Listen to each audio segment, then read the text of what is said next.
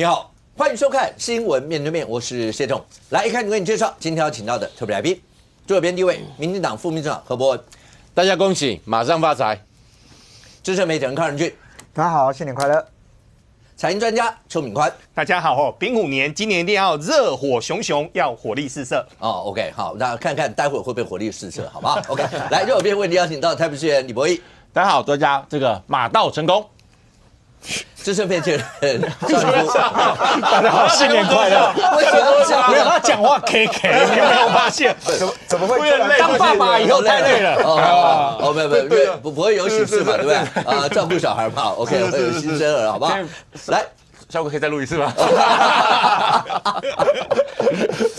等一下那一段拿来重播当预告，好不好 ？OK， 来，接下来为你邀请到是战略专家林廷辉。大家好，马到成功。OK。为什么他讲马到成功，大家就不笑？为什么你讲他就要笑？因为他 K， 他没有。OK， 马卡住了。那大过年的，好，那大过年的呢，大家会要来看一下说，其实从去年一整年，你觉得去年一整年的国际情势，包括地缘政治跟海峡两岸之间所有的关系，到底有什么样一些的变化？如果再拉到今年来看呢，那从去年一直延伸到今年，那会有什么样一些的影响？如果要讲到这的话，那去年整个国际情势跟台湾的影响，或以台湾的视野来看。所有的国际形势的话，那有一件事情一定是震撼全球的事情。OK， 这件事情就是任俊，是从来没有人会想到什么叫神兵天降，大概就是美国在委内瑞拉直接把总统丢的一个抓娃娃这样抓回来。是，而且川普终于证实了一件事，这是我们一直在节目里面一开始我们就讲，怎么可能会美军一个死亡的都没有？你好歹那些士兵开枪不可能打不到。证实了一件事情，我们的猜想是对的，真的有黑科技。对，而且其实老实讲哈，一开始大家非常好奇，那传言非常多嘛哈，比如说一开始是说这个美国很厉害啊，但是呢后来就有一个新闻报道就讲说，其实不是。是因为这个马杜罗身边的人被收买了啊，所以他默默的去把那个防空武器也关掉，把这个也关掉，下令可以动用到3军哦。我那时候第一时间我就讲说，那如果这个说起来说，对中国来讲应该松了一口气，不是证明我们的武器没有用，是代表是他根本还没办法使用，就已经被这个处理掉。对，结果没有想到川普果然跟大家想的不一样啊。他在这个过年前我们那个农历年前啊，他突然就讲说，其实你看了委内瑞拉这件事你们以为我们什么武器啊，导弹、核弹，还有我不能告诉你的武器。你以为川普他在跟你开玩笑吗？没有哦，他说那一次呢，到委内瑞拉里面去其实委内瑞拉是有反应的。他们也试图要把飞弹给发射，结果没有想到呢，他们打不出来就算，好不容易有一枚发射了，升空30公尺之后就掉下来。这个其实透露很多讯息。对，第一个不是什么被关掉啦，我没有这样厉害啊。如果黑科技只是因为我收买一个人把它给关掉，那算什么黑科技？那叫什么黑科技啊？那只有讲黑钱的流动，好不好？就是山西布政司的5000两发挥作用。他说不是，他们不搞这个什么收买这一套了。我们动用了一种黑科技，意思是什么？我把你整个委内瑞拉的防空系统，把你的武器系统随便都给摧毁了。但是呢，川普承认我有漏网之鱼，所以你有一颗飞弹发射，但是你只飞到30公尺高，这代表另外一个讯息是什么？我连你发射的地点、高度，它最后的情况我都知道，因为我没有把它击毁，是他自己掉下来，他自己掉下来。那这个你说他不针对中国也很怪，你知道吗？因为中国好不容易松了一口气，说不是，你们大家好奇，你知道那时候他们中国那个外交部他们被问到就是说，委内瑞拉那个情况对人这样，他们出来公开讲说，我们反对使用武力，不喜欢这样搞来搞去。结果现在川普明白告诉你说，不是这样我有很多的科技其实是你不知道的。其实那个科技是不是真的？那时候我们大家还不知道这段黑科技的时候。我那时候在节目讲，还记不记得钢铁人那部电影？是不是有点像？是。钢铁人那部电影不是那个就是男主角的那个合伙人去要搞他嘛？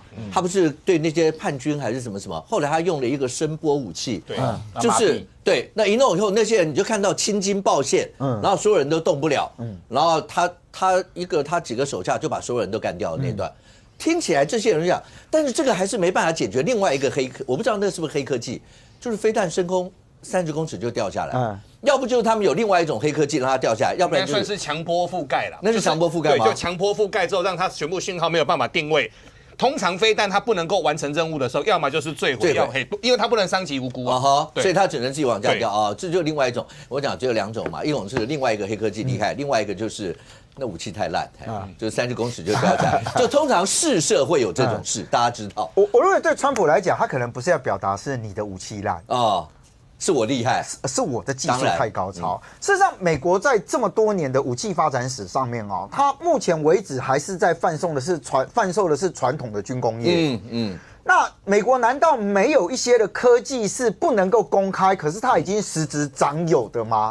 过往所有人在看到这个美国相关的东西后，第一个就想到神秘的51区嘛，一大堆奇奇怪怪的东西嘛。最近说什么在墨西哥上空都还拍到了一个3角形的那个不明飞行器，而且呢，这个不明飞行越拍越清楚，看起来不太是用 AI 的，说它那个下面有灯光，而且它整个的飞行的那个路线跟轨迹啊，完完全全是干嘛？脱离了我们过往就是说传统的动力学里面最有可能出现的状况。我就讲啊，我们一般在空中飞行的时候，你要转弯。老实讲，不管你大角度、小角度，你的飞机飞行到过程一定会有这样子一个转弯的路径，或者是你要这样转弯，你大角度也是这样，小角度是这样。那你什么时候看过哪一种的飞行器是可以从这边跳到这边，跳到这边，跟方糖镜一样，我跳出去，我又跳出来，我跳出去，我又跳出来？但最近现在，早期我们在看到这种所谓的不明飞行器的时候，永远都只有看到一个圆形的碟子，还有人怀疑说是不是丢出去拍的照片。现在没有啊，现在是动态的。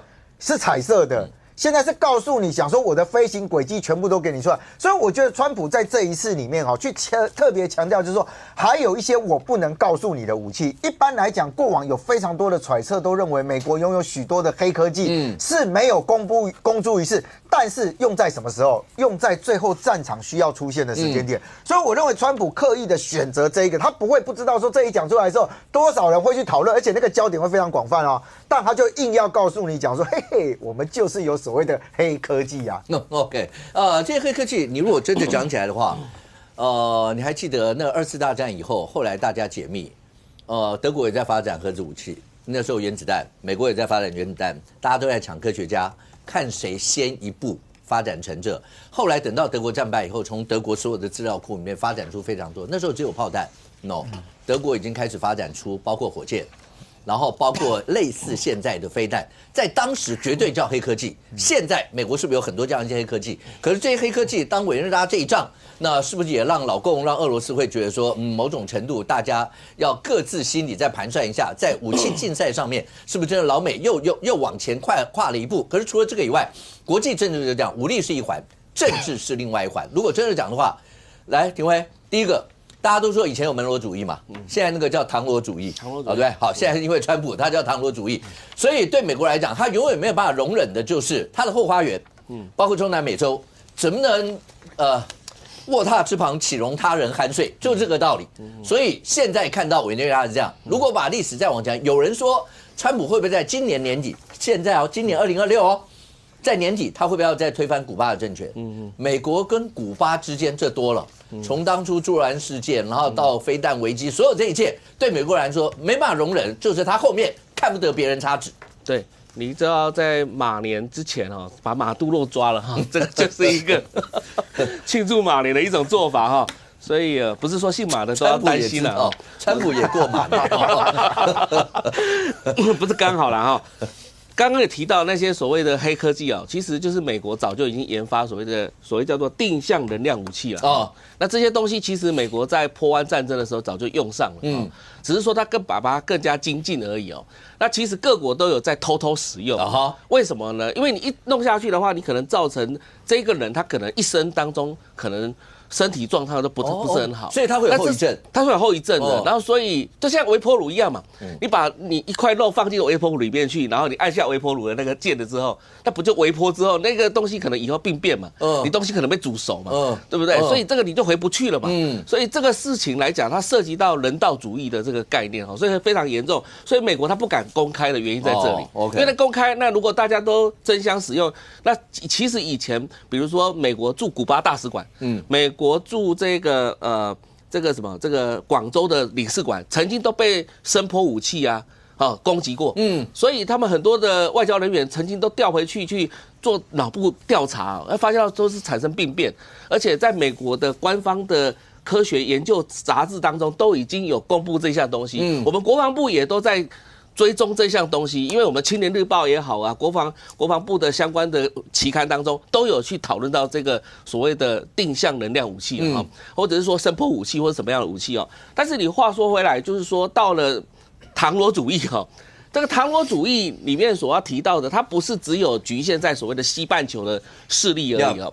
过往的门罗主义，1823年的门罗主义，它提出来的主要的因素是因为拿破仑战争结束之后，一个1815年的维也纳和会，当时梅特涅整个重塑整个欧洲秩序之后，或许会把手伸到美国这边来，美洲这边来，因为南美洲通常都是西班牙跟葡萄牙的势力范围嘛。那美国当独立建国，今年是美国250周年的这个独立建国，所以在今年又刚好川普80岁生日，所以今年来的话喜上加喜哦，他们可能会搞一些很多东西。什么叫很多东西？就是让美国再次伟大的这个概念。所以你看到他到处去征讨一些地方，那现在委内瑞拉之后，下一步可能被认为是古巴。我们知道古巴跟美国之间的这个恩怨情仇多深啊！其实说真的，以前古巴跟美国关系非常好啊。那后来卡斯楚上台之后，当然跟美国之间产生的关系，大家都知道1962年的这个所谓的古巴飞弹危机嘛。那更早之前猪湾事件嘛，这些都是试图想要推翻那个卡斯楚政权的。但是后来古巴飞弹危机之后，苏联那时候赫鲁雪夫就撤了嘛，退了，就被他当成叫 chicken 嘛，所以这时候的美苏关系开始进入到另外一个阶段，就1970年代开始就是低档，就是和解政策。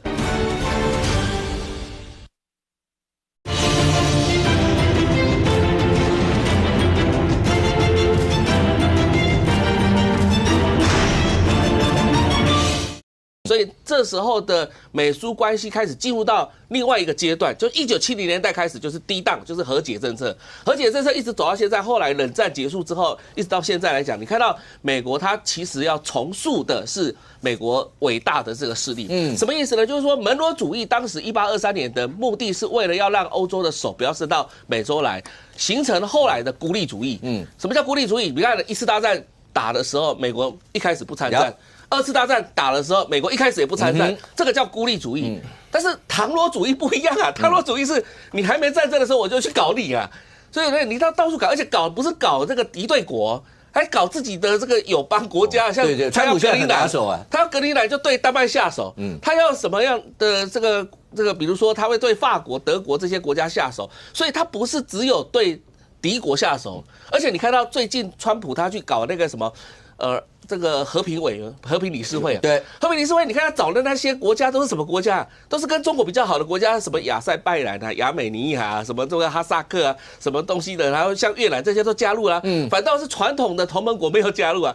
所以川普的野心不是只有在门罗主义而已，他的唐罗主义我都认为直接叫川普主义可能比较恰当一点。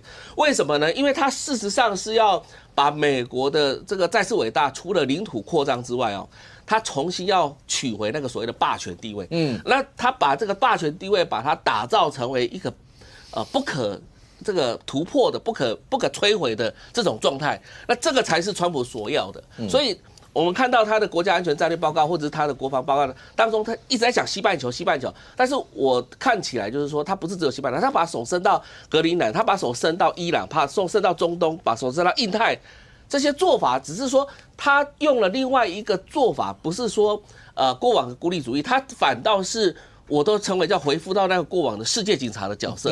而这世界警察的角色，他的做法是可能不是只有去结盟过往的同盟国而已。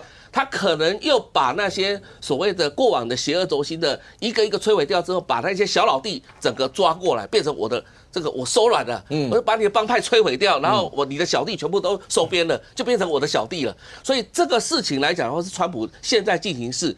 但是我们要看到的是说，美国他之所以有能力做这件事情，也在于说它的军事经济的强大，才有办法做这件事情。你像一般的国家，你要做这件事情，其实也做不到。当然，对。然后你看，像他现在做的事情也很奇特，就说比如说他跟中国之间，他今年4月准备要到中国访问，那习近平可能到今年12月的时候到这个佛罗里达去访问，那这时候你会看到很多事情是美国可以做，他跟中国，因为人家问说为什么你可以跟中国好来好去，为什么我不行？美国常常跟你讲一句话，我可以做的事情不见得你可以做，因为我可以去阻挡中国影响到我，但是你这个小国家可能没办法阻挡中国影响我，所以现在的国际秩序变成是川普一人说了算。你看到那个泽伦斯基在这个达沃斯讲话讲什么话？他说欧洲国家不可信的，这句话的意思就是我今天跟随川普跟定了。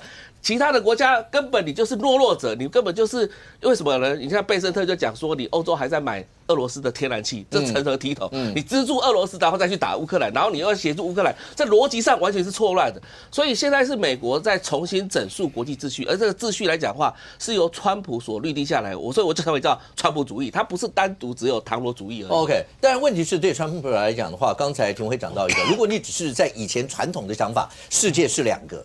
一个就是以俄罗斯、中国为首的那一块，一个就是以美国为首的这一块。你以前觉得世界是这样，川普是要打破所有这些嘛？好，你如果打破是要把以前大家想象的跟老共、跟俄罗斯那个地方，你要把他的人拉过来就算了，没有，他某种程度也在列解所有自己的盟友。对，所以就像这个，当川普，这个图是川普牵着一只企鹅，好吧？当然是哭手的。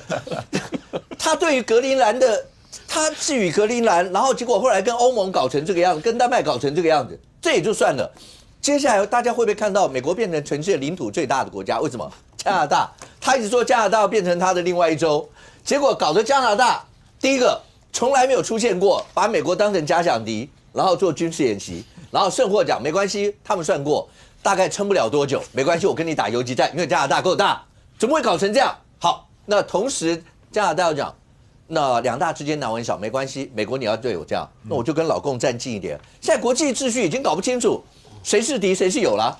先讲那个川普签的契约那个，他证明了一点啊，只要川普抢啊，企鹅可以从南极到北极啊，北极哪来的企鹅啊？他照签给你看，好吧？格陵兰在北部，所以他应该签北极熊。对，他硬签南极企鹅给你看。经济学人就这一期就是北极熊，对，那个还赤裸着上身呢。对，所以我说川普就是狂，好不好？他想没有不可能的事情。真的，加拿大有75%的出口产品到美国，加拿大本身有25%的 GDP 与美国的贸易是有关联性的，就没有想到加拿大居然要针对美国进行战略演习，因为怕被他侵袭，这真的是不可想象跟非常荒谬跟夸张的事情了。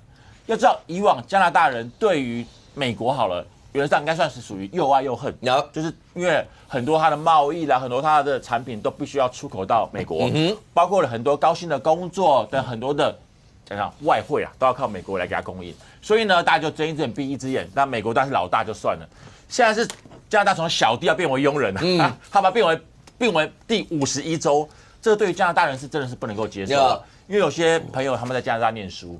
他说，从去年那个美国要对加拿大提高关税之后，加拿大原则上就是已经非常的生气了。他们说他们看到有是那个当时啊，说美式咖啡啊要改成加式咖啡啊，对美国抗议啊。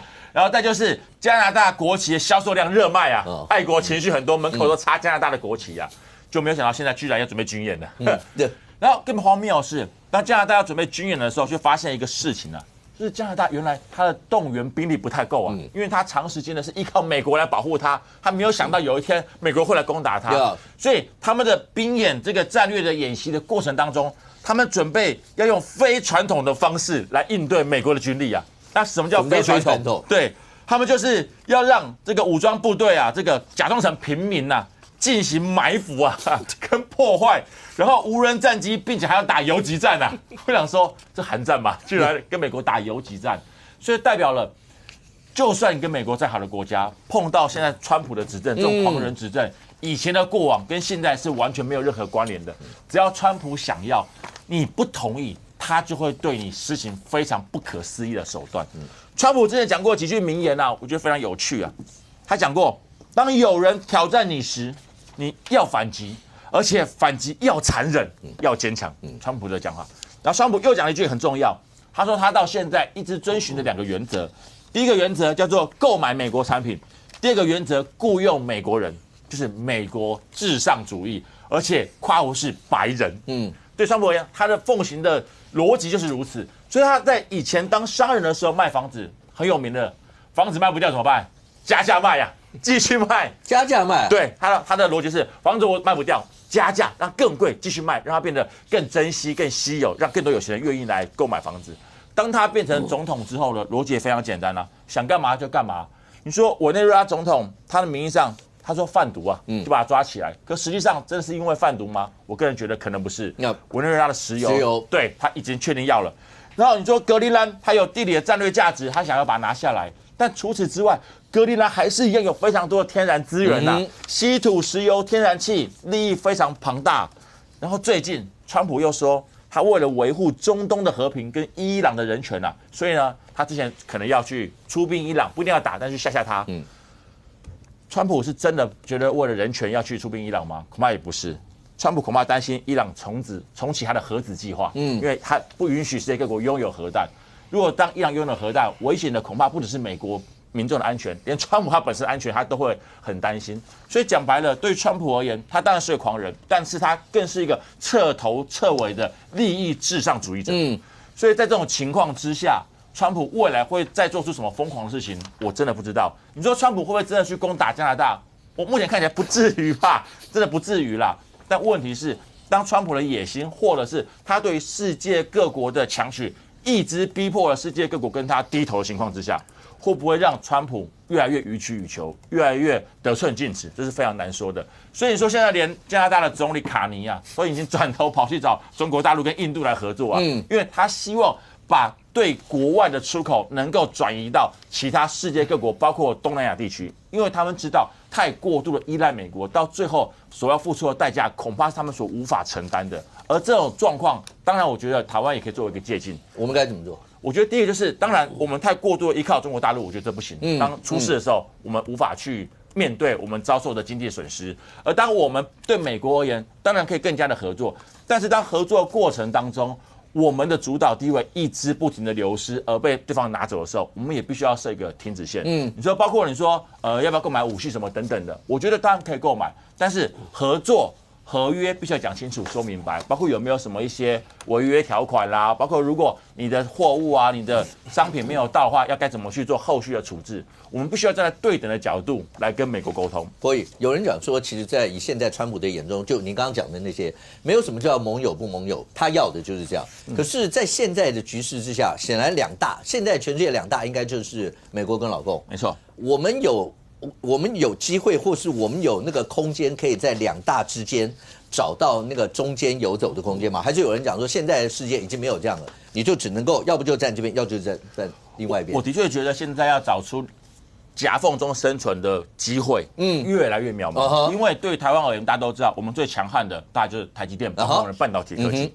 但是我们半导体科技在近年来，我老实说，在美国压力之下，已经渐渐的开始，不管是到日本市场、美国市场等等的，很多的技术，当然也许不是最高端的技术出去，但是随着比较一些基本制程的技术出去完之后，会不会让我们台湾的竞争力整个下降？我觉得这是必须要去评估的。但我的确也要讲了，以现在台湾的角度，你说硬是不选边站，硬是要自己独立站中间，机会真的不大。但是在川普的这个执政之下，我觉得尽量去撑住，因为毕竟目前川普总不会要选第3届吧？目前看起来应该是不会，对，应该是不会。所以怎么样度过川普执政这个危机，然后撑到下一位美国总统上来，让整个国际变得更正常的运作？我觉得台湾必须要看清楚方向，而不要在川普这段时间就几乎是弃械投降。那我觉得接下来我们想要收回也不是那么的容易，毕竟对川普而言，他连联合国都不甩啊。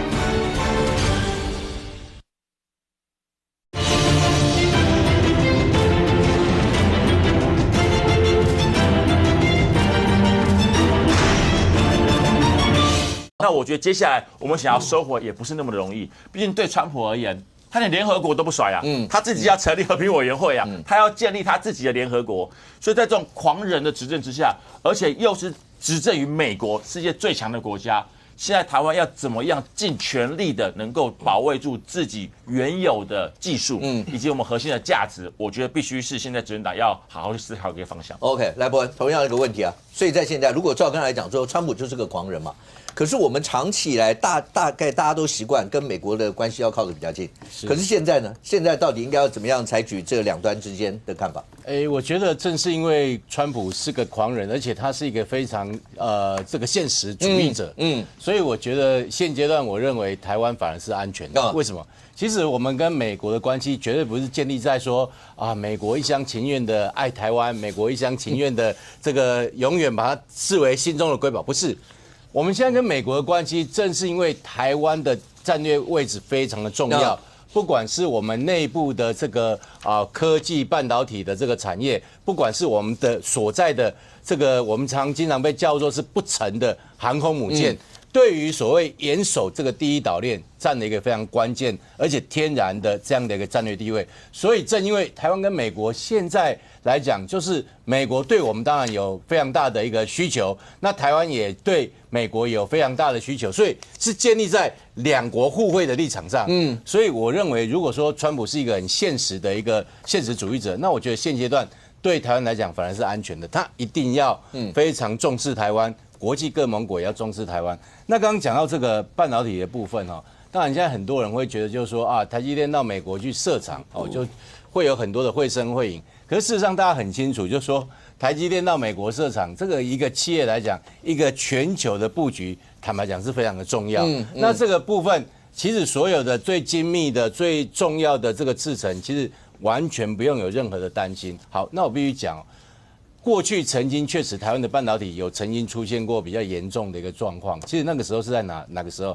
是在2015年。当时大家记得紫光，中国的紫光，它当时啊，因为突然收到2013年的时候，中国突然大量的挹注紫光，所以他觉得他很有钱，所以他变成好像一副国家企业，我要收购并购全世界各国。那时候连那个台积电还说要收购台积电。对，当时那个赵伟国有没有？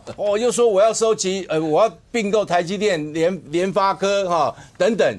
当时确实有这样的危机，后来还好这个踩住刹车，因为2016年是蔡英文要已经要政党轮替了，所以那个案子后来是整个被挡下来。那事实上挡下来对不对？当然是对啊。事后证明2018年紫光倒闭，紫光倒了，所以你想想看，那个时候如果在马政府时代，我们被紫光并购了之后，哇，那台积电才真的是完蛋，一塌糊涂。所以我认为，其实我们面对半导体科技其实是有为有守了。那我觉得面对现在这样的一个局势我就举例来讲台湾当然我们也不能够说，我们就是克谁啊？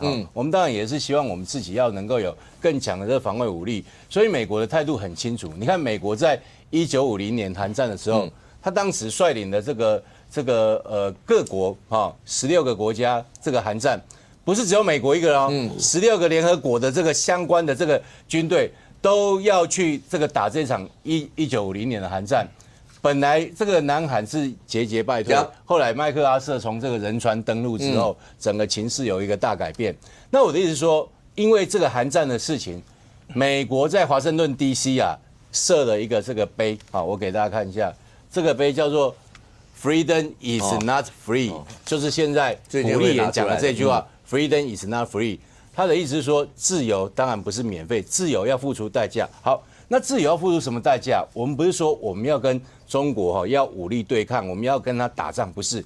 但是你总是即使要谈，你也要筹码吧。所以我们希望就是说，跟美国的这个军购可以这个顺利。所以包括像海马斯的这个多管火箭M109A7 自走炮，还有包括反装甲这个无人机的这个飞弹军事系统，这个大家放心，我这个不是什么。黄国昌的这个机密那个流出来的，这个是 BBC 公开的资讯。好，所以我们类似像这些，包括你知道我们过去有一个叫 C4ISR，就是直管通勤系统。我们希望跟美国可以建立一个相关的这个战术的一个平台。C4ISR 系统那直管通勤现在变成升级，变成 C5。为什么叫 C5？ 因为多了一个 Cyber 网络。好，所以。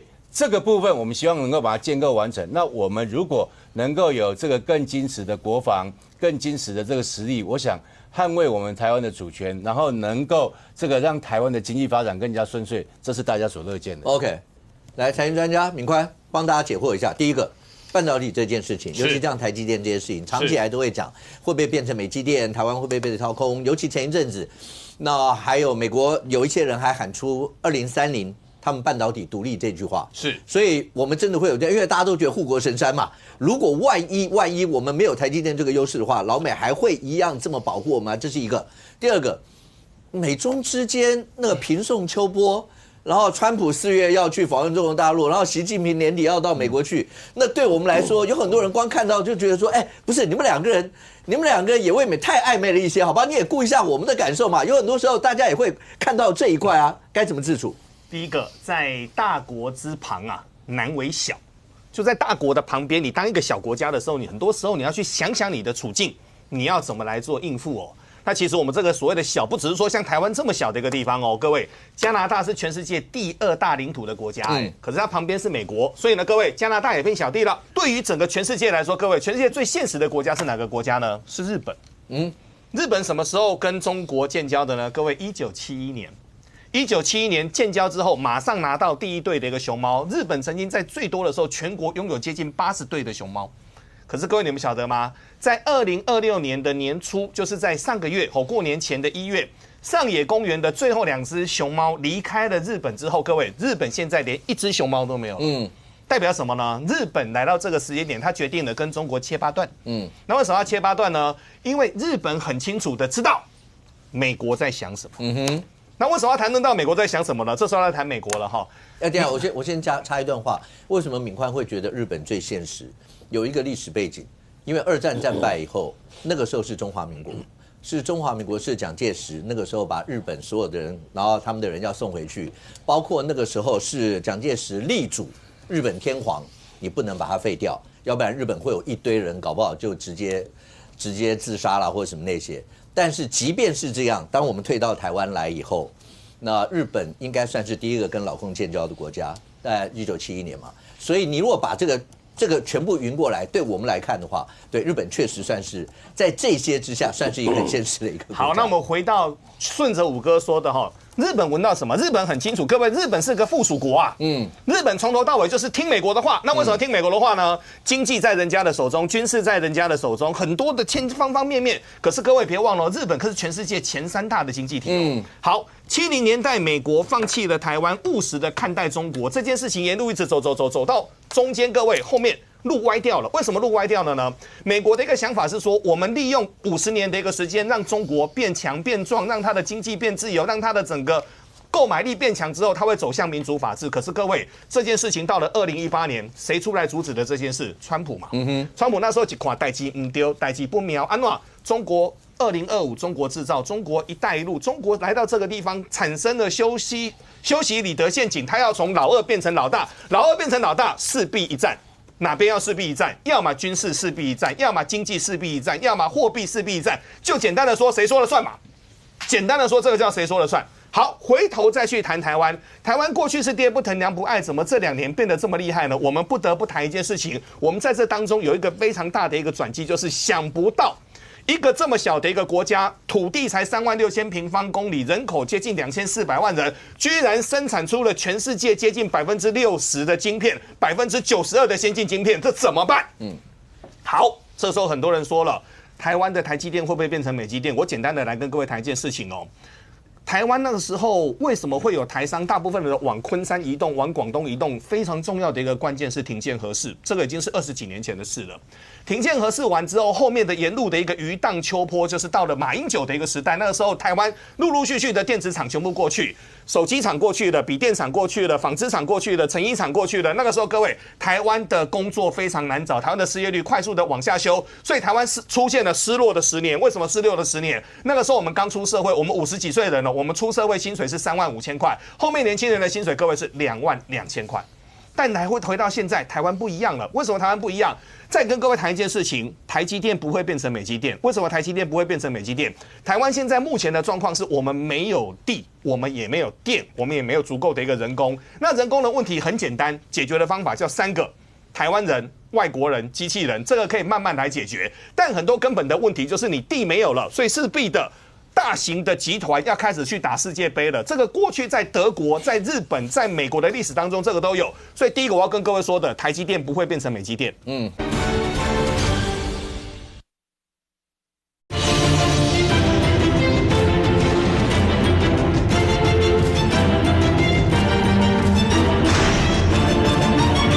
大型的集团要开始去打世界杯了。这个过去在德国、在日本、在美国的历史当中，这个都有。所以第一个我要跟各位说的，台积电不会变成美积电。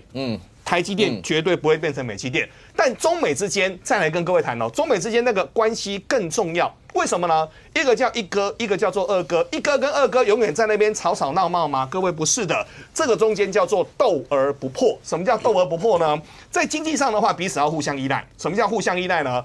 美国人永远需要中国广大的生产力，但是美国的这些农民，他们所生产出来的玉米跟这些大豆，他们还是需要14亿人帮他做消化。所以这方面各位彼此之间还是有互相扶持的一个地方。但是在军事上、在科技上、在特定的情况下，各位这个要什么呢？要互相叫牌。可是互相叫牌的过程当中，中间那块其实是反而安全的哦。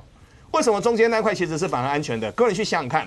过去台湾在50年前，我们曾经有一段时间是爹不疼娘不带，在两蒋的一个时代。可是后面我们自立自强之后，地缘的一个关系、科技的一个关系、晶片的一个关系，让台湾，我再跟各位说哈，我们台湾到目前为止，我认为还会再强盛10年到20年。那为什么呢？因为我们目前已经站在巨人的一个肩膀上。那当然后面会强什么，我们等一下来跟各位说。但我够贵你哈安呐，立功安呐。美中是斗而不破，老大怎么玩？有太多老大的伎俩。但我们台湾在这个中间，虽然很多人会说摇摇摆摆，会有不同的一个说法，可能还会有国共论坛啊，1月份才刚做完而已。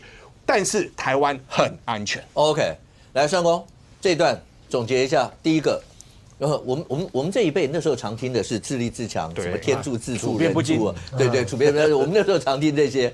当国际局势刚大家分析变成是这个样子的时候。我们应该好，第一个，我们自己最近从国内后来大概下半年吧，一直在吵的就是1.25兆，我们到底应该怎么样？所有这些，那不是单纯那些武器的问题嘛，而是整体。后来不是包括古立言那些一直在讲，不是单纯买武器啊，是包括什么美国的那第几大的，包括那个军火商，然后跟我们之间做包括一些测试场啊，所有这些。那我们现在该怎么自主这些？我们的武力好了，你讲绝对武力不可能单靠我们要去跟老共打嘛。但是当把国际政治刚讲到这2大的国际政治摆在这个里头，包括我们自己内部，因为这又牵扯到那蓝绿白之间所有之间到底要怎么样看待中华民国台湾这一块土地要怎么样自处的问题啊。当然。国际情势里面的变化，当然看美国跟中国比较影响台湾。那当然你可以看得出来，川普近期来刚才都谈了，其实重心比较不是在跟中国对抗，而是在伊朗啦、古巴啦、哥伦比亚啦这一些国家嘛，包括格陵兰啊。当然在这情形之下，大家都在讨论一件事，就是说拒止防御的问题对台湾有利不利啊？当然，拒止防御的问题，你也涉及到说是同盟国里面的所有的防御。在第一岛链同盟所有防御，那第一岛链里面就当然关系到台湾嘛。我记得过年前我们一直在讲海马式嘛。泄密案海马式，军演海马式战略目标，海警要跟你运送的话，要跟你拦截。然后你看诸多，然后他们说的。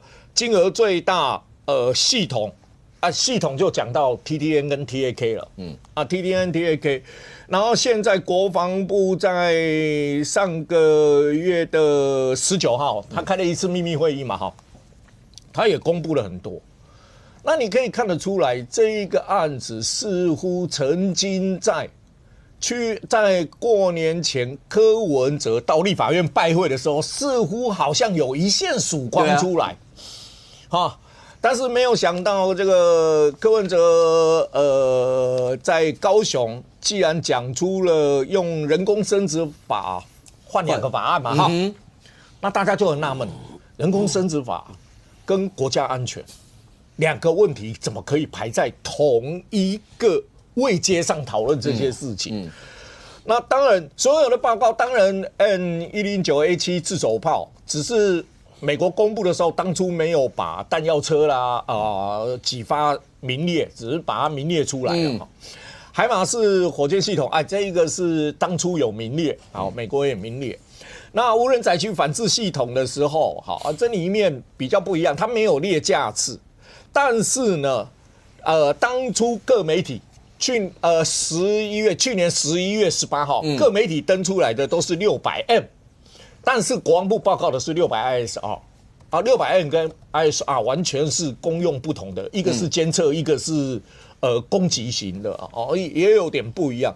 那当然，其他20万架无人机跟无人艇，有很多是跟我们自己国内采购，这有助于我们国内的生产跟军工产业的提升。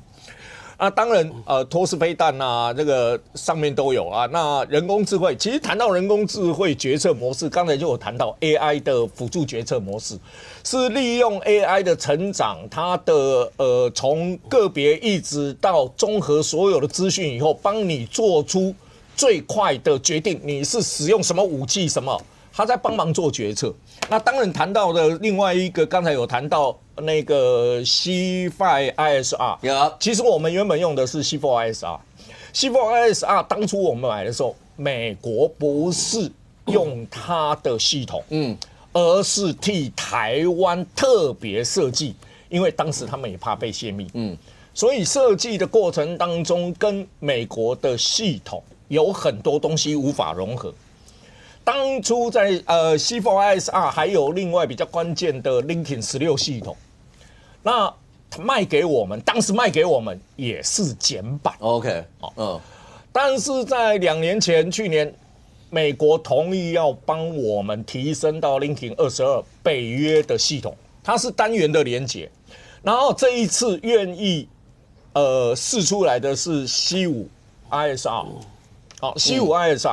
C5ISR 大家就有一个合理的怀疑，是不是一个共用的系统？你看今年1月，美国海军部花了9.88亿美金国防授权法给我们是11.5亿，1.5亿是另外国防，10亿是军援。你看它光一个提升C5ISR 的现代化，花了9.88亿美金。美国的陆军3000万美金，去年3000万美金只是研发 C5ISR 的雷达的技术研发，所以你看到光是他们的海陆就超过台币300多亿在研发这个系统，而这个系统现在它要释出给我们，那 Lincoln 系统跟这些系统都会结合。那另外一个是战术网络。战术网络很清楚一件事，就是C4 跟 C5 的差别，最大的关键是 C5 把网络列进去了。那这一次111亿公布的，美国去年公布的，包括TTN 台湾战术网络，其实是美国开发的系统。印太司令部用的叫做印太战术网络，台湾用的叫台湾战术网络。一旦作战的时候，联合作战，只要大家开通 Lincoln， 它就会变成联合作战。那国民党现在的立场向来还是蛮硬的，我就说，所有的事情等过完农历年以后，因为立法院有新的样态出现，就是最重要的样态就是那8型，柯文哲将要如何处理这个问题，变成蓝绿白，现在要看柯文哲的态度，因为柯文哲之前有说过，国防要花钱，我们都知道，但不能乱花钱。那既然知道要花钱，只是不能浪费滥用的话，那柯文哲的意思会阻挡这个案子吗？应该是说。我的解读啦，让你省，但不会如你的愿是1.25兆，所以大概过完年以后，特别条例应该会有新的契机啊。上公刚刚讲的那个包括我等于是把整个台湾的防卫系统，然后包括所有战场上一些跟印太全部都做成一个连接，因为直管通缉系统在现代战争里面大概是最重要的一环。我记得于将军在节目里面也讲过，那我们以前是连陆海空军，大家都是各自为战，对，就没有中间互相的之间的。到现在陆军的瑞子方案一直没有广泛使用，但海空现在比较有。但陆军的瑞子方案一直没有被广泛的使用，它也是当时 C4ISR 里面的一环。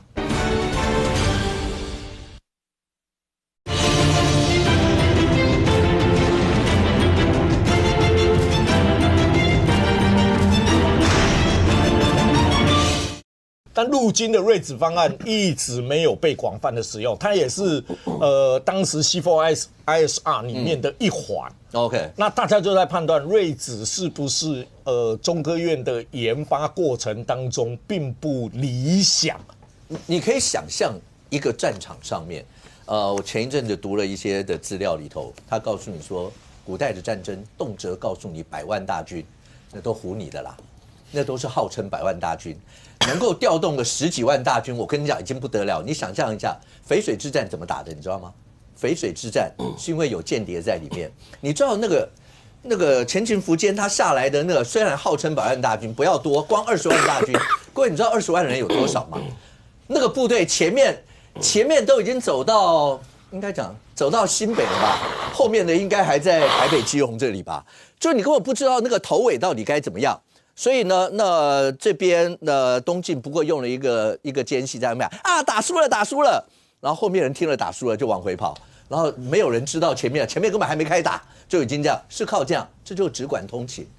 现在包括把我们的刚刚上公讲，就把我们的直管通勤所有的系统内部做完整合，还有跟印太之间做一个整合，也就是如果要联合作战的时候，大家好歹都知道敌军友军，尤其友军之间各个步骤会是怎么样。现代战争打的大概就是这些，可是现代战争打的还有另外的，这就是科技战啦，没得说啦。现在就是科技战，你从川普打委内瑞拉你就知道。另外是好。老共有人预估在今年可能还会有更多的一些的军演，那包括在去年年底的时候做的那个叫做正义使命嘛，还叫什么叫军演？2027这个数字一直被不断的提起。那任俊，2027好，后来大家解读是，当然2027是因为他们在竞争过程有它特别的意义在。那大家解读是老共最起码要具备夺台的能力，那具备跟做不做是两回事。可是他是不是习近平希望他们有这个一个能力？但在去年年底那一仗那个演习里头，我们的 F-16V 的那个夹舱，就是大家亲眼看到，那当然那一定是国防部刻意试出来的嘛，要安民心嘛。有他的飞机有没有？我们抓到了，他是这个都是我们的 F-16V 的夹舱抓出来的。这个夹舱其实老实讲哦，在过往到现在并不是一个特别的技术哦，因为其实我们的征召中队它基本上都会有这个夹舱。那这个夹舱只是因为功能性的不同而有所不一样。再来就是说，因为科技的发展跟进步啊，因为在去年，特别是老共他用军演的时候，我们军方公布了这个所谓的 F-16狙击手的这个夹舱哦。其实老实讲，我们原先也有夹舱，只是后来因应现在都是视距化的作战，让这个夹舱的功能变得更为明显。也就是你看这两个不同的视角上面来看，我在不同的方位里面，我都可以清楚的拍到。像下面的这一张是比较特别，因为我是等于是在你飞机的上方。那传统其实夹舱跟武器的操作系统，其实来自于是它必须要联动的。好，也就我征召到抓到你之后，我必须要飞行员能够锁定这个战机。所以最早的状态就是说我今天锁定你完之后，飞弹打出去，我必须要抓着你的目标。那这个只能在视距内。可是因为这样，你也容易被敌方给击落。所以我们以前传统看到的空战的场合，哇，那个非常惊险啊！你追我，我追你啦，好，眼镜蛇动作，大家突然飞机停了之后，然后再往下来，那个在空中看起来很漂亮，可是对飞行员来讲是一个非常危险的事情，因为你看得到别人，代表别人也看得到你。那你1机跟别人战斗，2机跟别人战斗，那如果别人也2机进来，那个其实是危险的哦。所以后来其实军方在公布这个时候就被发现到，就是说我们现在在侦造夹舱的这个功能里面已经达到了4G。我用这个最简单的概念了啊，以它这个所谓的狙击手夹舱来说，我大概是我们的飞机在中央山脉，在中央山脉。然后敌方的飞机，只要过海峡中线，进海峡中线我就看得到。那你想想看，那个距离有多远？那我这边看得到的时候，我搭配我的所谓的长程或者是中长程的这个空对空飞弹，基本上我打出去玩的时候，不需要再紧紧的抓住你，它甚至飞弹可以自己做巡标。那对战场的存活力来讲，真的差非常多，差非常多。所以刚刚提到，就是说我们在以前到现在这个军方上面这个很多想法啊。刚刚这个武哥讲说什么当年那个年代，如果大家还记得1951年的时候，台湾曾经发起过一个活动，1元献机，还记得？每个人就是拿着铺满，然后呢拿着钱，大家去捐钱，1块不嫌少。有更多更好。那是1951年吗？1951年，真的。后来我们在1953年的时候，真的筹钱，有2个数字啊，一个数字说筹到600万，一个数字说筹到700多万，买了12架的 P51。P51是什么呢？大家去看那个 Top Gun 2，汤姆克鲁斯后来开的那一架就是这边空中P51野马式战斗机。我们买了12架，当时什么台南号啊，什么都用地名去弄啊。就那个年代，我们在买这个军事武器装备的时候是辛苦的，为什么？国家穷嘛。所以如果大家去查一下1元献机活动，买了12架。那只能讲，那个活动后来一直延续下来。后来中美断交的时候，我记得好像是我们台美断交的时候，台美断交了。那时候是要自强中队，对，没错，对不对？那时候是空军就是F51嘛，也是大家捐钱。国义太年轻了，那我们这一辈那个时候都是对，就讲说每个人捐1块都可以，然后去捐，然后弄自强中队。最早期的活动就是民国，就是1951年的时候，1元献机，对，没错，那时候是 P51。后来您刚刚所讲的空军有自强中队，对，海军也有自强快艇中队啊。那时候只要冠上自强的，就是台湾人自己捐钱捐钱去买啊。那个年代其实因为武器获得是真的困难的包含刚刚这个上公讲说我要不管C5ISR 或者C4ISR，其实我觉得大家习惯看影片的人喜欢看战争影片的时候，都很羡慕美军过去的一个状况。我今天只要是我一个侦察排战斗部队遇到状况，立刻无线电拿起来呼叫，空袭就来。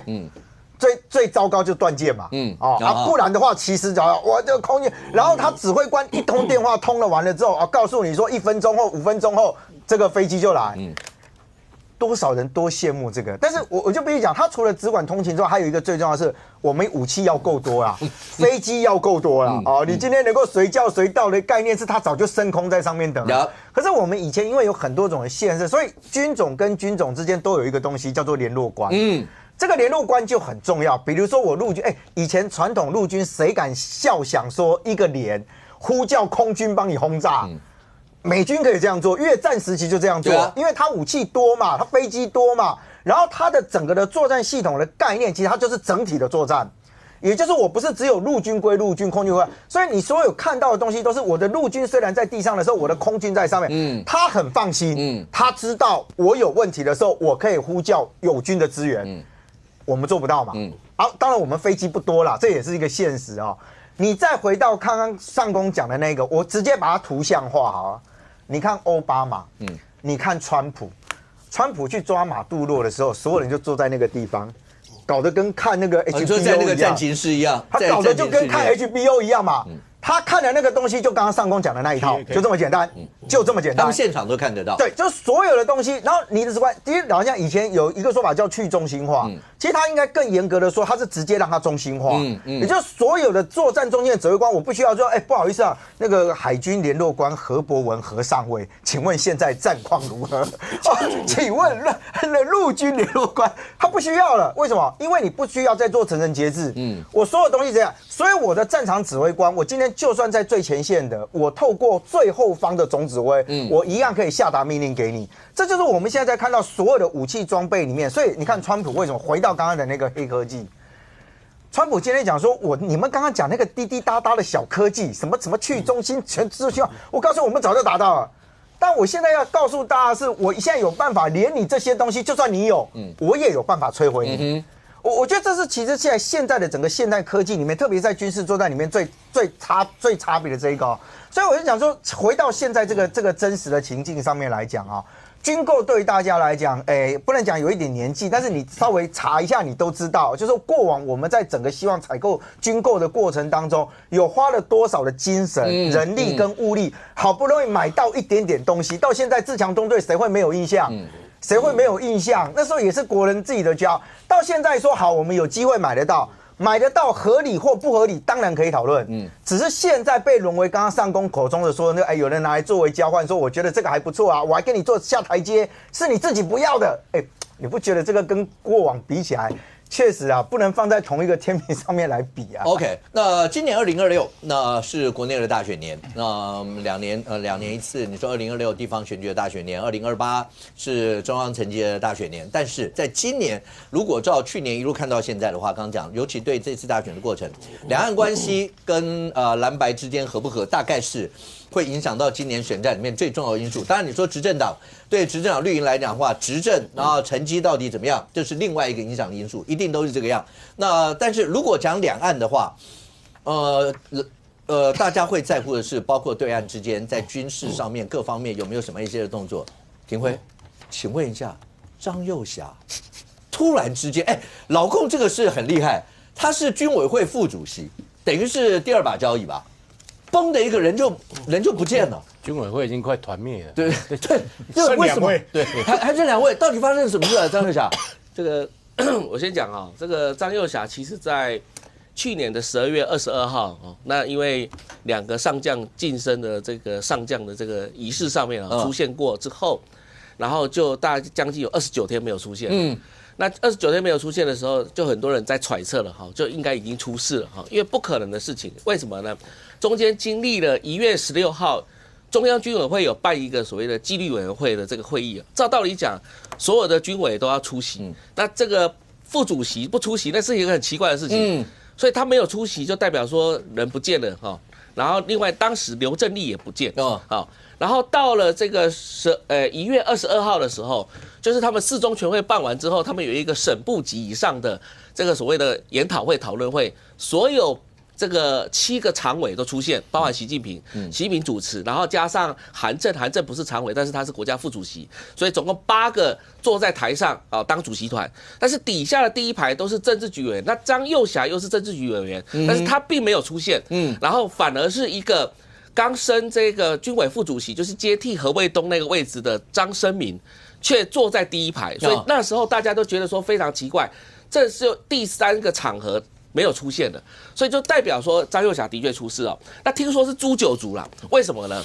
因为包含他的老婆，包含他的小孩叫张生在陆军的一个研究院担任副师级的一个级别，也是一个少将，基本上也被逮捕了然后也听说这一次整肃了将近有30多个人。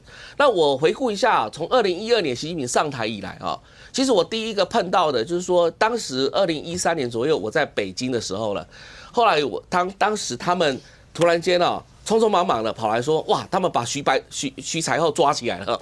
那徐才厚抓起来，我说，徐才厚抓起来有什么了不起？他说怕解放军叛变了因为当时习近平的权力还不稳定所以当时后来徐才厚自己在家里被自杀了那另外就是郭伯雄也被抓起来，所以如果按照习近平上来之后到现在为止的中央军委会的副主席能够留得全尸的我讲留得全尸非常残忍的原因，是因为包含许其亮在去年的时候就已经挂掉了那这时候还可以留得全尸。那另外一个范长荣，他至少可以下来，那其他的基本上都团灭。什么意思呢？就是说只要坐那个位置的，基本上都被抓起来所以现在的军委会只剩下2个具有委员，因为我们讲军委会有7个那7个人来讲，习近平是主席，然后底下现在只剩下那个张升敏刚升为这个副主席。那我们要讲张升敏我现在那些已经去走的人，我们先聊一下张又侠好了。张又侠大家都知道说他老爸张宗逊跟习近平的老爸他们是一个好同事嘛所以他们又是陕西人所以基本上应该好来好去没有错。那后来这个新华网当然这个中央政治局他们有发布一个东西，这个有一句话我认为是在我所有对中国大陆研究当中第一次看到了。他说中央政治局委员、中央军委副主席张又侠等等哈，然后他说，涉嫌违纪违法，这个基本上都没有什么太大新意了哈。后面有一个叫经党中央研究，这党中央研究，就是说党中央研究什么东西啊？要研究什么东西？又不是硕士论文，又不是博士论文，你要研究什么东西？这句话哈有很多的意涵在里面，因为所谓研究代表说大家有开会啊。然后来决定这件事情，然后后面来决定对他们立案审查调查。这句话的意思就是还是一样，以党领枪，所以你枪不能大于党。所以这什么意思呢？然后后来的这个解放军报又提出来，原来就是又违反了一个东西，那个是何卫东也是被套上去的，叫做违反所谓的中央军委会主席负责制。这句话什么意思？就是很多事情都是你副主席说了算了，你把我主席放在眼里，你把我主席放在哪里？所以关键不是在什么贪污腐败啊，那些大家都贪啊，没什么太大问题啊。关键是在你不服从习近平的，而且你很多事情是你自己决定的。但何卫东也是啊，所有人坐在那个位置上，他自己越来越大了，所以就变成说，大家坐那个位置就产生一个严重的问题，就是不听习近平的感觉。那习近平他现在只要你有一个风吹草动，那所谓的不听，那其实说真的也是有时候习近平出国，有时候你习近平怎么样，我帮忙代行其事不是吗？通常都是有代理人制不是吗？但是现在很多不是啊，现在所有东西全部要问习近平才能说了算。所以从这件事情可以看得出来，他的决策会更加的集中。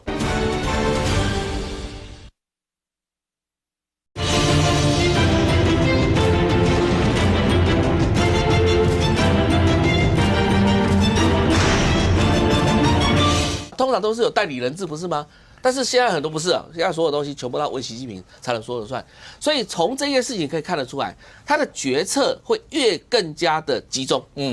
那我记得在去年2024年12月的时候，到2025年1月的时候，解放军报都不断的在放一个文章出来，就是说希望能够所谓叫做集体领导制。这个集体领导是当时邓小平的时候，在党中央、在军委会，他是落实所谓的集体领导，但是一直到了习近平的时候，他整个翻盘了，变成我一个人作为君王，我一个人说了算，你其他人跟我要什么权，对不对？所以你看到他在政治局的，包含常委这边来讲的话，全部都改成他自己的跟班，就拿那个公事包的，李强啊，对不对？蔡奇啊，对不对？丁薛祥啊，这些人全部都是拿公事包出身的。所以这些人来讲的话，就是不敢违背他老板的意思，所以党中央这边没问题。那军的来讲的话，那因为许其亮，这是那个张又侠他因为打过老三战役，你知道吗？打过对越南战争，刘振立也打过对老三，所以他们是有攻击的。那这种攻击来讲的话，习近平说，那你讲话说不定下面解放军听你的，不听我的。所以这一个什么意思呢？就是说他现在第一个极度不相信所谓的军人跟公务员。我要讲的习近平他常常讲一件事，他说你们公务员常常跟我在边吹牛，吹完牛之后说你办得到，结果到最后都没做到。这句话什么意思？现在已经被惩处22名的上将以上，包含加这两个，总共24名上将。中共现在也没有上将可以领军的，没有上将可以领军的话，谁帮他打仗？这是一个非常严重的问题。当初毛泽东开国的时候，还有8大元帅，8大元帅就是毛泽东他做战略规划嘛，这要不要拿那个地方？但是当你要进入到所谓的作战的这个实质的战术的时候，那必须要有将军去领导的。所以你这些人来讲的话，没有一个上将可以领导200万大军。你现在来讲怎么来打台湾？所以很多人认为说，现在这个习近平可能不稳直接就下令下面的部队怎么打，下面部队怎么打？他们一头雾水啊，我要怎么打仗？没有人来指挥我怎么打仗啊！所以现在反倒是台湾最安全的时候。那我的评估就是2035年，为什么呢？因为从2027年这个时间点是因为建军100年嘛但是事实上，习近平曾经在19大的时候喊出2035年军事革新。那所以从2035回推，从19大的时候，19大就是2017年，他当时所培养的一些军校的新的干部。大概到这个时间点会变成上校跟少将，也就是什么意思呢？习近平要的是自己可以打仗的团队，那听他的话，不要说你到处在那边讲说这个要不要打，对不对？你不要跟我讲要不要打，我现在是告诉你打，然后你怎么打，你告诉我你怎么打，所以中间其实还有一些决策过程。我曾经听到很多他们说以前他们上公文，公务员上公文，我们台湾也是一样，我们上公文后面拟办都会讲按1、按2、按3，按长官决定你是要按几，对不对？或者是说协调一下啊，他们不是。他们以前也是这样上公文的，红头文件是这样上公文的，但是后来决定改成什么东西？你要告诉我你要做什么？我说可或不可而已。那你有可的话，你这个事情如果出事了，你要负责任。现在所有的公务员怕死了，他不知道该怎么做啊。所以现在的整个中共的决策体系，我从这当中不是看到他的军事了，我看到他的决策跟指挥体系已经发生非常严重的混乱。在这种混乱之下，他怎么打？不可能打，而且要面对了一个全世界最强的美军，他又怎么打？所以现在的中共从这件事情看得出来，内部整肃大概还有一段时间才会稳定下来。那现在可能坐上那个位置，包含张生敏可能会好一点。为什么？张生敏在2炮部队，就是火箭军，他的上将是火箭军的上将，但是火箭军也被整肃一堆啊。那火箭军他现在来讲的话，里面的他过往都是担任政治委员。什么叫政治委员？就是廖北啊，就是政治作战。所以他基本上来讲的话，不是真的去碰那个所谓的军品，或是碰那个指挥体系，他碰的是监督打小报告的。所以这一号打小报告的，基本上应该习近平会喜欢的，因为他随时都会打小报告，告诉习近平说谁怎么样，谁怎么样。所以张生敏可能会留得全尸，但是至于其他来讲的话，现在谁敢担任这个军事委员？我相信包含像国防部长董军，他现在都不是中央军委会的军事委员了。那他接下来是不是董军上去呢？但董军又是苗华拉拔的人呢，就是过往来讲，曾经也传出他跟苗华关系也不错，所以这整体来讲的话，就可以看出解放军或者是说中共的党中央里面来讲的话，决策混乱，而且一人说了算。这种一人说了算的话，如果说他打，但是底下没能力打，然后就硬要上去的话，上战场的话，那可能会被全体歼灭掉。不过现在看起来的话，那政治局势到底会是怎么样？那尤其两岸之间的关系，刚刚前面有提到，它会影响到今年年底的选战的这一块。两位政党的代表来回应，所以呢，因为大家看到本来是国共论坛，对，后来变智库，类似智库型的一个论坛，然后大家再看到底会不会真的有政协会啦，类似这些对选战之间的影响。因为国民党一直主张说两岸之间交流要谈总比打要来得好，类似像这些，但另外一方面又会担心要被扣红帽子或者什么，你们怎么拿捏？根据海基会的新任董事长苏家全的讲法。没有谈不成的东西，两岸只要谈就会有未来，所以想法跟国民党一样，我们也认为谈就会有未来。但是怎么谈，用什么样的角度跟高度去谈，我觉得变得非常重要。如果这是对等的，然后能够充分的表达我们中华民国，包括我们台湾民众的意愿，我相信这个对于国民党的选举绝对是加分。因为毕竟两岸一直是国民党比较擅长的地方。但是同样的，水能载舟，亦能覆舟。如果去谈的过程当中没有办法充分的表达出我们这边的高度以及态度的话，而是过分的可能比较去友好对方的话，我觉得那个受到冲击的效果也会非常大。我相信执政党绝对不可能会放过这种机会，尤其是选举快到了，一定会是一个非常重大的攻击的一个方向。所以我只能说，我还是期待。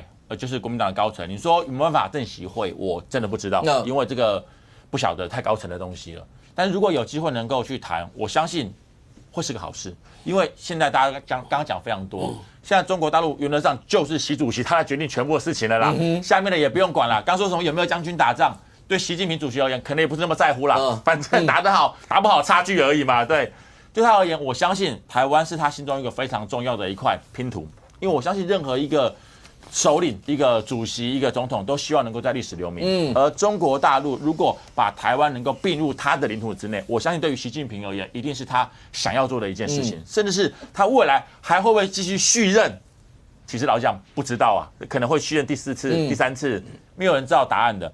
所以我只能说，现在台湾的状况就是，我觉得可惜，就是在岛里面，在台湾里面，蓝绿的斗得非常严重，在野党、执政党，你说立法院、行政院，天吵来吵去，但实际上吵到后来，我们对于真正的危机，我们有没有共同的方向跟态度来面对它？我觉得非常重要。你对于美国而言，我们去跟他友好，希望在美国在适时的时候能够出来帮助我们，我觉得当然必要，这绝对是必要性的。但是必须要先确认美国愿意能够帮到的程度到什么，我觉得比较想清楚，而不是单纯的一直买武器啊什么等等。包括之前武器都还没有交，未来我们买了武器什么时候会交，或者是如果真的台海发生问题了，美国会能够支持台湾到什么程度？我觉得美方也必须要释出更多明确的一些讯息出来，我觉得对于台湾整个政局是比较安定的。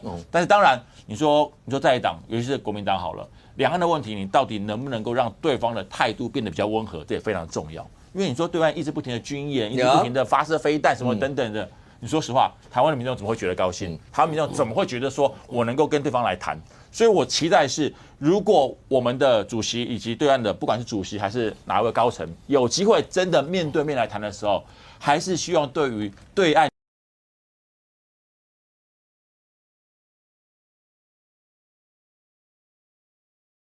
北风跟太阳，我相信大家讲的非常多了。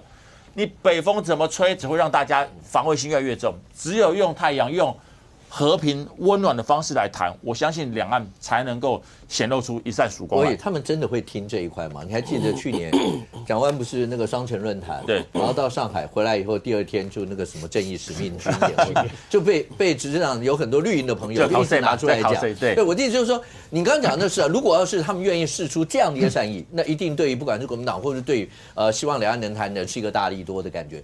可是从头到尾，他们就大家指两件事嘛，第一个军演。第二个就那个飞弹，反正就一直都是长那个样子，然后只多不少。就这两件事情，真的有可能透过这样的方式降低他们一点。我刚刚的言论是期待对方做，但是我们这边要做啊，他做不做他的事啊，我们要提出来这种论调啊，这个非常重要啊。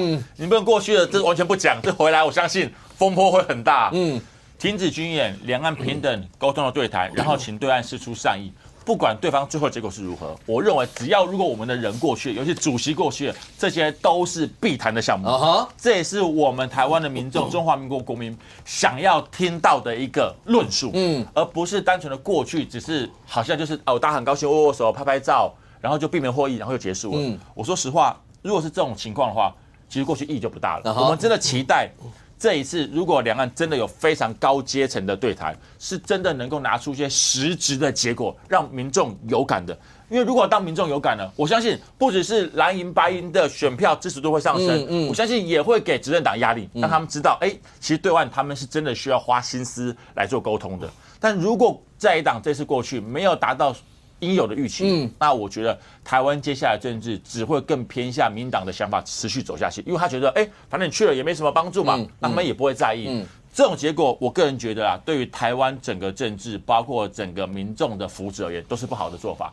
所以这一次，我不晓得到底会不会过去，或者是过去会接触到谁，但我期待也希望，就是我们的党主席过去之后，能够把台湾、把中华民国的高度拿出来，因为这才是符合我们国家的期待。OK， 来，博文回应前，廷辉，刚才博弈在讲的时候，你那个笑容超诡异的，为什么？停止军演是不可能的事情啊！我跟各位讲啊，全世界所有的军队啊，所有的军队都不能让他在那边闲着。你每天要有事情做，不然你会想叛变的。不是对我们军演的，他军演不是对我们习近平来讲的话，OK 啊，他一定是讲所有从北到南就一定要军演。所以这不可能的事情，你叫他不军演，他也不可能答应你。所以这个其实来讲的话，我觉得是个不可能的达成的任务了。但是我们要讲，对，态度讲没有用，基本上没有也要讲，不讲就完蛋了。对，但没有用。但是因为他有他自己的考量，但是他所有的做法已经不是在考量你台湾要干嘛的，他考量的是他自己内部的政权的稳定性，还有他如何应对大国，就是美国的之间的这个问题。所以他把台湾放到一个，我觉得有时候国民党把自己太膨胀，膨胀很多人说你的说法跟柯文哲很像，不是太膨胀的原因。你以为郑丽文去对妇联说好话，但是我们只期待都不行了，期待可以，但期待习近平跟你平起平坐。他们只是觉得自己很伟大。你不要期待习近平可以尽一份中华民国的心力，不要期待习近平可以跟郑丽文平起平坐。这个事情是不可能的事情的。不一样啦，江湖地位真的不一样了。这个大过年的，今年又是马年哦。那这个马到成功。国民党的朋友如果觉得说这个去跟习近平谈，然后身心会舒畅，身心灵通畅，任督二脉打通，那我们当然也是这个就祝福祝他们这个马年马上去谈马上开花那个花是春花朵朵开，有没有？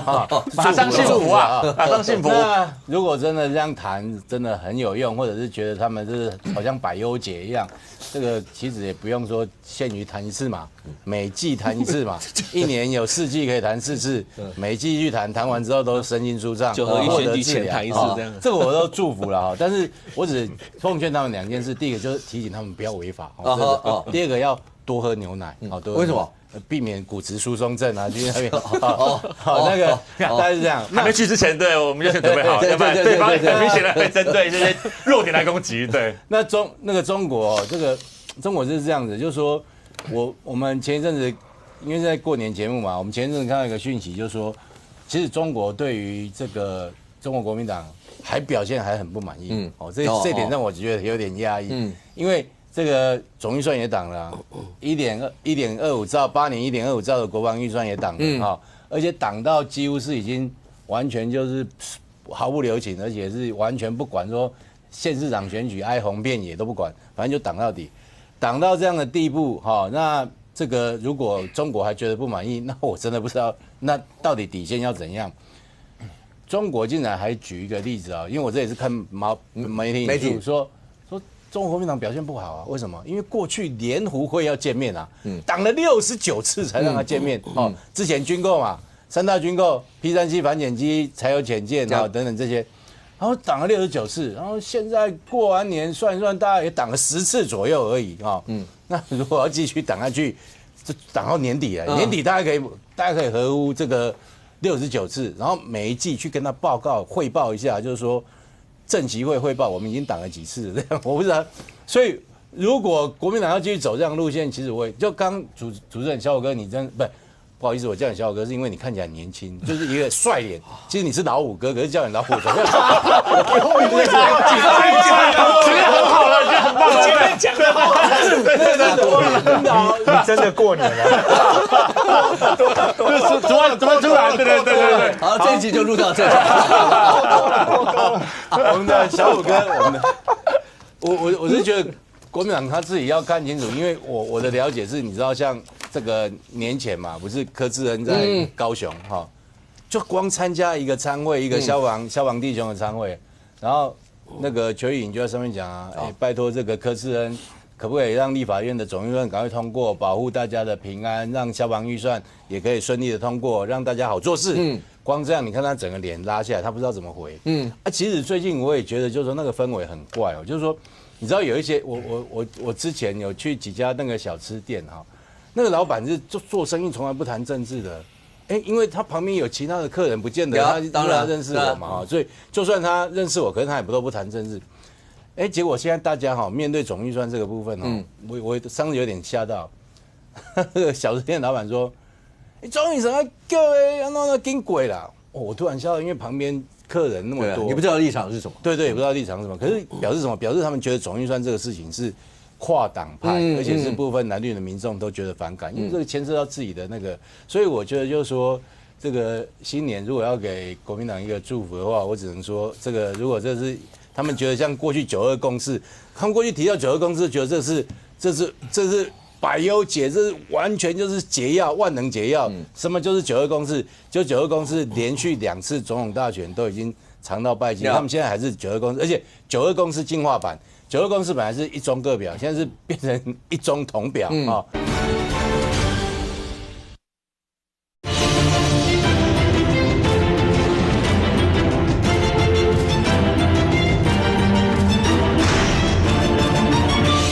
9·2共识本来是一中各表，现在是变成一中同表啊。那如果他们觉得说，这些东西都很有效，要持续做的话，我就去做嘛。武哥，你就是说刚刚那个蒋万安市长，那个都已经是一个很大的教训。那如果在我们民进党内那不得了。那会怎么样？那要汲取这样的教训啊！我们蒋万安虽然他是台北市长，可是在国民党是这个很重要的政治明星啊。你想想看，他去这个上海论坛。刚回来，脚才刚踏进国门而已，马上宣布环台军演。这个对国民党来讲，如果假设换作在民进党，我们会觉得这是一个很严重的警讯，非常不礼貌，会汲取教训。可是他们觉得说这没什么，那讲完那个是上海论坛，我们接下来这个不一样，那层次不一样。那如果是这样的方向的话，这个马年就是好好的继续走下去吧。那不要简单回应吗？第一个就是这个副秘书长刚刚讲的关于某些新闻、某些媒体露出来的什么好像对岸跟国民党的新闻，这新闻出来的时候，我还特别去问了一下我认识的党内的人士。没有人听过这个新闻，也不晓得到底是权威人士跟这个专业独家人士是哪一位。但我只能讲啦，对于台湾而言非常单纯，一个无法执政的政党是没有资格跟任何人是对抗的。如果你在党里面任何的行政权，我相信不管是国民党还是民众党都非常了解这一点。所以在他那个媒体里面的一些资讯的揭露，我个人觉得，如果国民党是执政党，才有资格讲那些话。如果国民党只是在野党，老实讲有什么意义？我挡100次，说实话，现在立法院说实话已经快进入空转了嘛。预算3读通过，行政院不编列；法案3读通过，行政院不附属。那所以行政权已经很明显的凌驾于立法权之上了。所以现在台湾的状况就是执政单位行政权说话的算。所以那篇新闻、那篇媒体报道出来说在野党啊要用什么方式，希望能够跟对岸如何。我老实讲，我个人觉得还蛮荒谬的啦。但是我也不晓得是真是假，但我只能说，国民党真的不会蠢到去做这个事情，因为对于国民党未来的执政，包括任何的选举，如果这是真的，那国民党现在就不要选了。我说实话，就真的不要选了。但不管如何啦，马年对不对？马上幸福，马到成功，对不对？希望对不对？所有的这个要选举的人，对不对？都能够马到成功，都能够理想实现。民进党有他们执政的想法，他们想要跟美国更多的友善接触。我们祝福，也期待赖总统能够亲自登上美国本土，好不好？不要到现在都还没有登上，我觉得是比较不好的状况。国民党当然也是一样，两岸的关系是国民党强项，但这个强项必须要展现出来给民众看，而不是嘴巴说而已。如果展现不出来，国民党当然要负很大的政治责任。两党都有各自的问题，那期待两党都能够在自己的强项上面发挥得更好，然后造福我们的国家。然后马年快乐。OK， 那这里面今年个人来讲要选的当然就是博弈了。对不对？对，马到成功，马到成功。OK， 马到成功，加油 ！OK， 但是算公，刚前面讲，包括国共关系，包括蓝白之间，跟年底这场选战一定都有影响，因为蓝白合一直是大家讲胜利方程式，对他们来讲一定是往下降。但蓝白之间会不会出现什么样的一些破绽啊，或是裂缝这些？包括柯文哲的风格，那我们就直接拿，大家都会拿新北当一个试金石。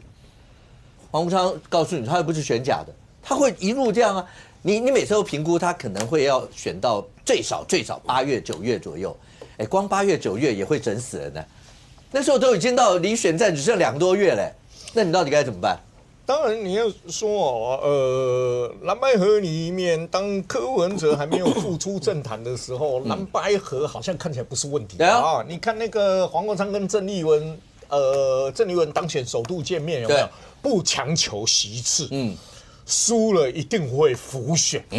你看那种说法，一副就是好，我们蓝白合好，然后讲求的是联合治理啊，联合治理翻过去说你县长我副县长都可以了。那你看那一副多相合。当柯文哲复出以后，什么3月时间到了火车开不准开，继续拖下去，哪有开的问题？好，那你再看他拿着人工生殖法走进立法院的时候，他已经不是黄国昌所率领的小蓝，他要从小蓝的身份转换了。如果说一个法案最简单的一件事情，4个会期我们看尽了吧？蓝白只要2个人讲好，有哪一个法案不过的？都过啊，找民进党干嘛？用蓝白只要谈好就可以过了，那为什么要找民进党？那只是一个理由而已嘛，那只是一个理由。你看他事后又把跟柯建铭谈话，具体是不是如柯文哲所说？问号。但是他最起码要释出这样的一个讯息。柯建铭有去承诺说，人工生殖法要让他过，你怎么嘛？那这个有没有承诺不知道。但柯文哲说了，哪一个法案换2个法案呢？那换言之，柯文哲认为跟绿营的合作不是没有可能性。但是讲一句白一点话，合作跟信任是2回事。好吧。民进党对柯文哲这个也不是没有教训过哈，所以变成柯文哲在那个蓝绿之间游走。现在蓝白合的最大变数应该就是柯文哲，应该就是柯文哲了嘛哈，不要高估你们的实力，好啊，就这柯文哲说的嘛，不是我们说的嘛，好吧？好32-0是他救了我们。蒋万安，对，蒋万安买票嘛哈，那个这是骗选票，骗选票讲清楚啊，骗选票，骗选票哈，就用那个国中小的营养午餐嘛哈，等等嘛，然后呢？你会发现一件事，黄国昌的咆哮会越来越大声，然后柯文哲的叫声会越来越明显。因为你看，过年前友台不是有一份民调做新北嘛？不是做新北嘛？沙卡都的时候，李四川赢苏巧慧1点多%，不到2%，那个几乎是在误差范围内哦。误差范围内哦。那你说黄国昌会不会叫得更凶？那更有身价，我在影响啊，我有影响哦。你们现在依民调误差值，你们是平手哦，平手哦。我影响性很大哦。那柯文哲看到那份民调，他就觉得手中的筹码又变大。原本沙卡路你黄国昌在尾巴看别人的车尾灯，好，现在虽然也看车尾灯，但是因为你的追逐已经让2个人是平了，那柯文哲的筹码就变大了，压迫国民党的筹码又更大了，然后他再去跟民进党抛抛媚眼啦，谈合作啦，然后绿营那个蓝营又觉得你要干什么？你要跟我谈什么？赶快谈，我能让都让，筹码又变大嘛，所以柯文哲真的不会觉得有什么好急的，他不会单纯的想象沙卡都黄国昌会是新北市长吧？我不相信他会单纯的想象说黄国昌一定能当市长，然后自我催眠到那个地步嘛？我不相信。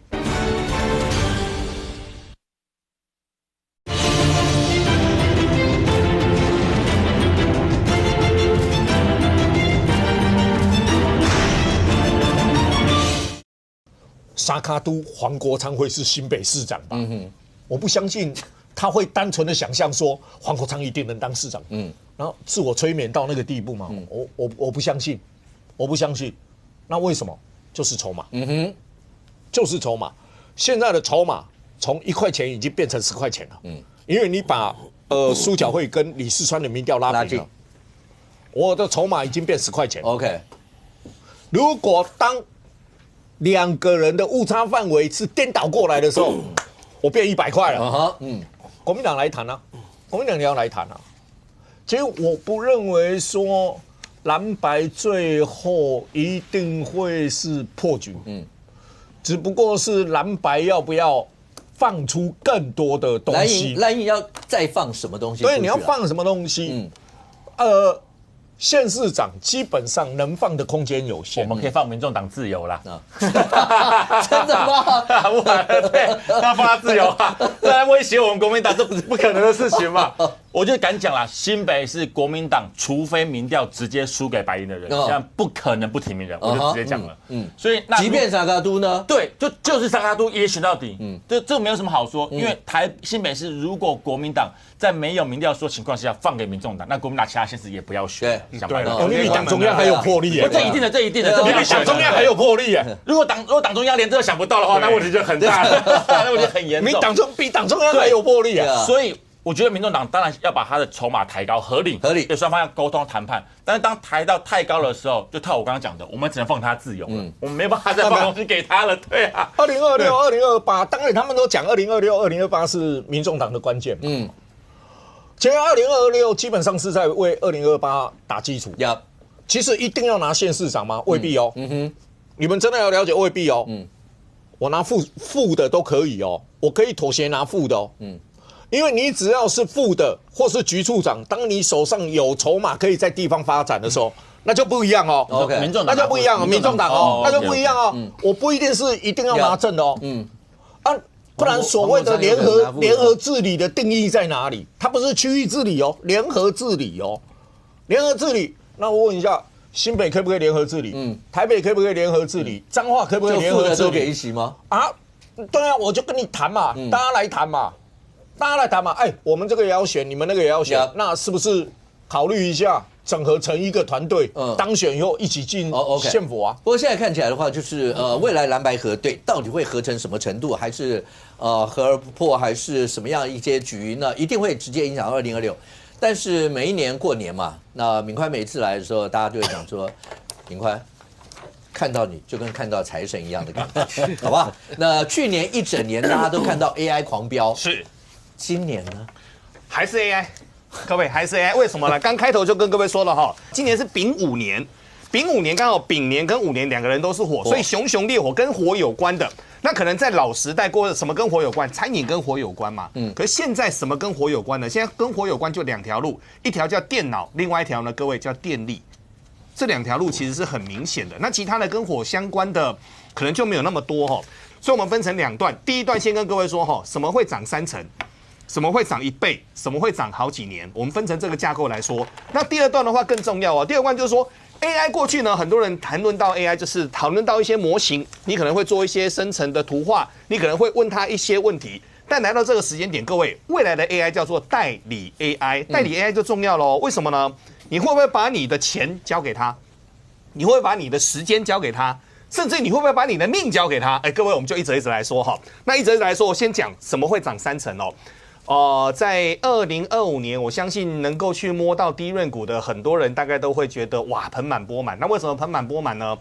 很多的低润股是一涨往上涨，各位那个不是1倍耶，那往上涨都是3倍、5倍、7倍这样涨。那为什么这样涨呢？因为结构很简单哦，那个结构叫排挤。过去呢，花好几千亿盖了一座低润厂，台湾的低润厂呢，高雄很多，我们目前新北泰山也有2座。那搞了好几千亿，一年才赚几十亿，这个要弄什么呀？难弄死了，都没有人要玩哦。所以呢，包括了低润，包括了 Fresh 都没有人要做，没有人要做，现在惨了。为什么惨了呢？现在过去的低润就是可能手机用、笔电用、通讯软体用，结果现在变成是 AI 也要用，而且 AI 用了，现在 AI 运算越快哦。我讲一个小故事给各位听哦。大家都认为 AI 很厉害，对不对 ？AI 有 CPU、有 GPU、有 HBM 高通道的记忆体，其实 AI 算到后面自己会脑雾啊。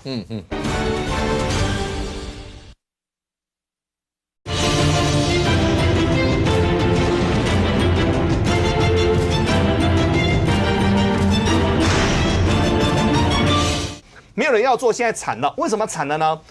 现在过去的低润就是可能手机用。笔电用、通讯软体用，结果现在变成是 AI 也要用，而且 AI 用了，现在 AI 运算越快哦。我讲一个小故事给各位听哦。大家都认为 AI 很厉害，对不对 ？AI 有 CPU、有 GPU、有 HBM 高通道的记忆体，其实 AI 算到后面自己会脑雾啊。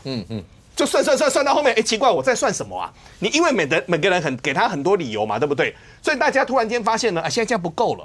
所以呢，我们必须要在 GPU 跟 CPU 的中间。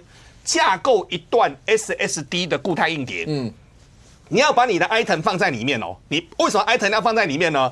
这样你所有的回路在跑的时候，你才会跑第一个问题，跑第2个问题。你给它12个问题之后，它才会把它融会贯通。融会贯通完之后，各位不得了了。为什么不得了了呢？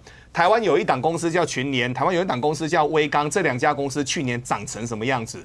可是各位，2026年还是无解啊？为什么还是无解？很简单嘛，因为全世界都没有新的厂嘛。那现在新的需求这么高了，所以现在我们去谈哦，涨3成这一块，涨3成这一块就跟晶片相关，就跟晶片相关。所以我们现在可以确定了嘛，台积电2奈米未来从7座拉到10座，包括了低润的一个相关，包括了定制的一个 IC， 台湾有什么联发科啦，有创意啦，有什么世芯 KY 啦，这个就是涨3成那一块。好，那我们现在回头去看哦。这些人他也不是单打独斗嘛，我也不是单打独斗的时候，我就往下走了。往下走的时候呢，各位，我们来看下面这一段哦。下面这段，这个叫做新应用的倍数成长。所以各位，上面什么台积电啊、记忆体啊、定制 IC 是我认为会涨30%的，涨30%的。可是各位，下面就是一个倍数成长哦。什么叫倍数成长呢 ？ABF 载板这一块 ，BBU 的备源电池，以光带铜的 CPU 的光通讯跟缺电相关的族群。我们一则一则来说，在过去呢，我们都知道所有的晶片是镶在哪边？镶在 PCB 板上面嘛。那 PCB 板从 ABF 铜箔基板一直到下面的一个厚铜箔，它就一个一个承接上来。那承接上来，各位，我刚听我这样讲，你就知道它是什么？它一层又一层嘛，那一层又一层呢，从过去的4层来到8层，来到12层，现在开始要进入20层的一个世代了。那很多人会说，怎么会进入20层的世代呢？因为它瓦数越来越高，它的瓦数从过去的各位家里面的用电是110的嘛，是220的，这个家家户户都有，对不对？到后面的瓦数的部分的话，已经冲到了800瓦，冲到1000瓦，冲到1400瓦。特别是现在新的所谓的 AI 的一个交换，已经进入了400G、800G， 甚至于 1.6T 的交换机的一个世代了，所以它的电力非常非常强。那电力这么强的时候，它的薄就会越来越增加。所以呢，我一块晶片装上去，各位，晶片是一片一片的嘛，所以它是增加3层，对不对？可是下面这个从过去的4层增加到20层，各位，这个获利很恐怖所以 ABF 版的部分的话呢，从2025年大概获利从3块钱到8块钱。跳到2026年之后，都是跳10几块到20几块，所以它是好几倍的成长哦。好，这时候还有另外一个问题了，我们刚好不是跟各位说嘛，过去所有的电用的叫交流电，对不对？可是各位你们晓得吗？电动车不用交流电，电动车用直流电。那为什么用直流电呢？因为用直流电没有电力的一个消耗的一个问题，没有电力消耗的一个问题的话，第一个它的效率比较快。那问题来了，它会越来越烫啊，越来越烫的过程当中，要不要散热的问题？万一断电的时候，要不要有备用电池的问题？所以目前的那个 BBU 下面写的这个 BBU 是什么呢 ？BBU 的全文叫做 Backup Battery Unit，备用电池系统 Backup Battery Unit， 这个都会成为台湾的一个显学。敏宽刚刚提供的一些是提供我们观众朋友做一个参考，当然你自己还是要去研究一下，最后自己想到底该怎么办。不过对大家来讲的话，马年嘛，当然都希望大家马上发财 ，OK？ 那希望都对各位在今年一整年会有一些帮助。敏宽刚讲的，敏宽等一下留下来，我们好好聊一下。那其他的，在国内政坛所有的一些的发展，那刚刚来宾所提供的，不管是从地缘政治两岸之间的关系，甚或蓝白之间的距离，未来2026到底会怎么样，我们大家拭目以待。非常谢谢现场所有来宾，也非常谢谢观众您的收看，谢谢我们这边，我们下周见，拜拜。